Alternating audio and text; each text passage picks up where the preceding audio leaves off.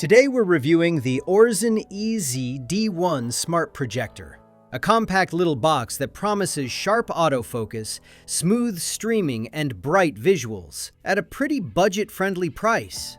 I spent quite a bit of time testing it in real-world conditions, and instead of repeating the marketing lines, I'll show you exactly where this projector performs well and where it falls short.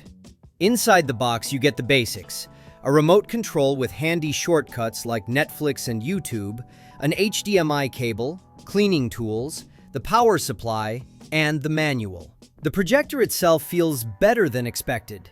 Lightweight, but with a solid build. On the front, you've got the lens and its sensing system. On both sides, we have speakers for stereo sound. And on the one side, we have an HDMI, 2 USB ports, AV input, and a headphone jack. The back houses the air intake, and something I actually appreciate, 2 removable dust filters that I assume you can wash and place back in. Small touch, but genuinely practical. On top, simple touch-sensitive control buttons finish off the design. Setup is basically plug and play.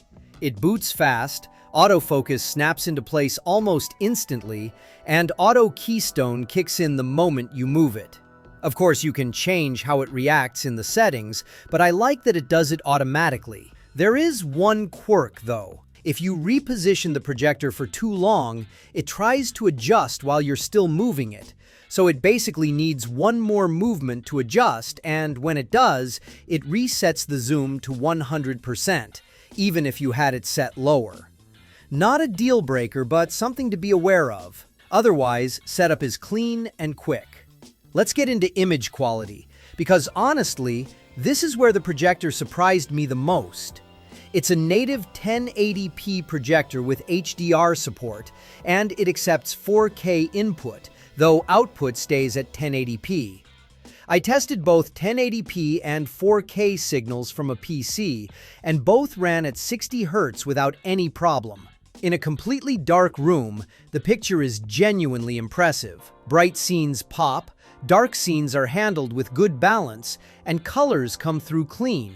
No oversaturation, no washed-out tones. Black levels are a little gray, but within expectations for a projector. Now, one downside I noticed is that ambient light kills the picture. Even turning on a monitor noticeably reduces brightness. Turn on the lights, and the image almost disappears. So this is 100% a dark room projector, and you will get the best results with no ambient lighting in the room. Text clarity is another weak point. I use the built-in browser, but basically it does not matter which app you use. The center is sharp, but the corners lose crispness and look slightly washed out. Regardless of zoom setting, the corners did not match the center. But that's only when projecting text. For movies and videos, none of this mattered. Content looks fantastic, sharp, colorful, and genuinely enjoyable to watch. This projector includes something you don't often see in this price range: a true optical zoom from 50% to 100%. No digital scaling, just the lens physically adjusting the image size. Zooming in and out keeps the image quality consistent, and you can actually see the pixel grid shrink or expand. This feature alone gives it a huge advantage in flexible setups. The built-in smart interface looks like a simplified version of Android. You get pre-installed apps plus a small app store for extras. Navigation feels surprisingly snappy, and the remote responds instantly with no lag, not like some smart TV I have used. There is one annoyance though: some apps fully reset when you exit them. YouTube, for example, restarts completely if you back out to change settings. You lose your place every time. Oddly, Netflix doesn't have this problem. And even better, it plays in full quality. No resolution restrictions, which is something many budget projectors still struggle with. So that's a big plus. The speakers are clear, but they have almost no bass, and the maximum volume isn't very high. The positive is that it has no distortion, even at full volume. But since the projector stays in most cases behind your sitting position, you hear audio also from behind you, which is not ideal for movies in my opinion.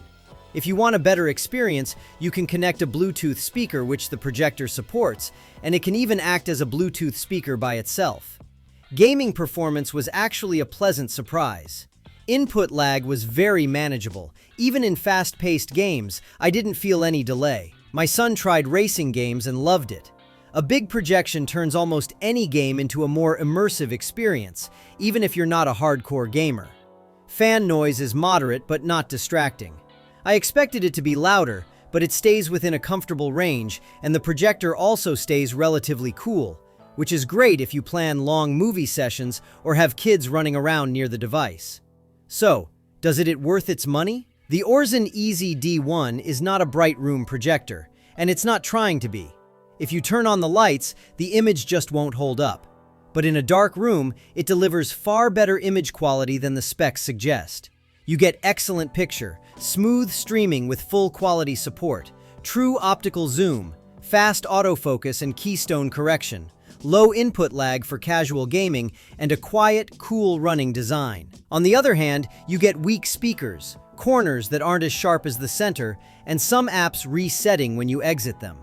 If you're looking for an affordable projector for nighttime movie sessions, gaming, or a bedroom home theater setup at a very low price, then the Aurzen EAZZE D1 delivers a surprisingly enjoyable experience for the money. I will leave a discount code in the description below if you want to grab one even cheaper. As always, thank you for watching, and don't forget to like and subscribe. See you in the next one!